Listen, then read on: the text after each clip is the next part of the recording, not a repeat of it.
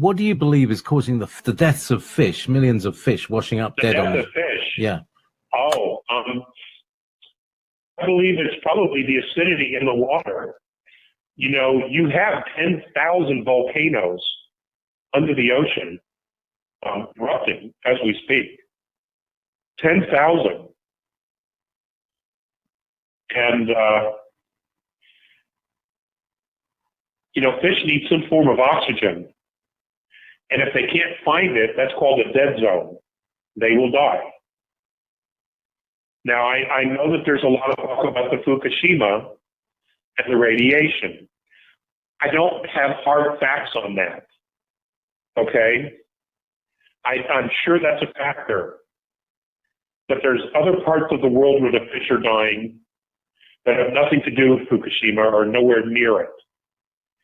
But I do know that volcanic activity is off the charts, which reminds me of something. Thank you, Sonia. If you have recalled in previous webinars, I have talked about a supervolcano underneath Calexico, or Mexicali, I think it is, Mexicali. And it's hundreds and hundreds of miles below the surface. And that supervolcano, using ancient lava tributaries, is what's feeding Yellowstone National Park.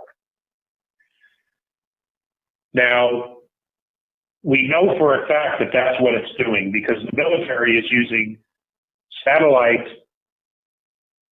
ground penetrating radar, and they can see the signatures and the heat signatures of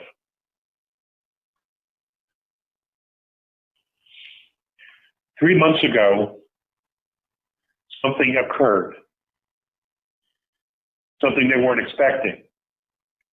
It turns out that from Anza in California all the way to Mono Lake is a very, very ancient fault line. And for the last 3 months, that ancient fault line has now been filling up with lava, hot lava. I want you to know this. I don't know that anybody else is talking about this, but you want to have a heads up on that. Because whenever I've asked about Yellowstone, the Yankees have always said he would never go.